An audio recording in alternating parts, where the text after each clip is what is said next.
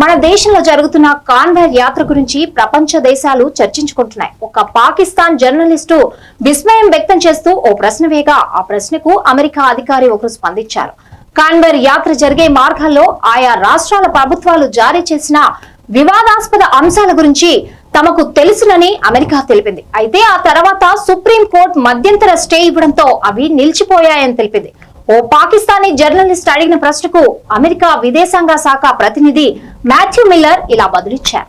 Conveyor యాత్ర జరిగే మార్గంలోని హోటళ్లు, రెస్టారెంట్లు, దాబాలు, ఇతర ఆహార విక్రేతలు తమ యజమానుల పేర్లను బహిరంగంగా ప్రదర్శించాలంటూ ఇటీవల యూపీ, ఉత్తరాఖండ్ ప్రభుత్వాలు ఆదేశాలు జారీ చేశాయి.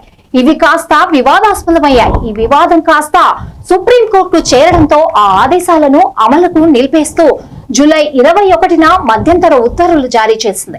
ఆ పరిణామాల గురించి మాకు తెలుసు.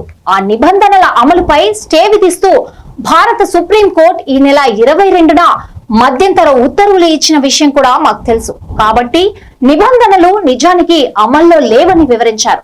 ప్రపంచంలో ఎక్కడైనా అందరికీ మత స్వేచ్ఛ హక్కును, విశ్వాసాలను గౌరవించడాన్ని తాము ప్రోత్సహిస్తామని, ఇద్దరూ తాము ఎల్లప్పుడూ కట్టుబడి ఉంటామని మాథ్యూ మిల్లర్ పేర్కొన్నారు.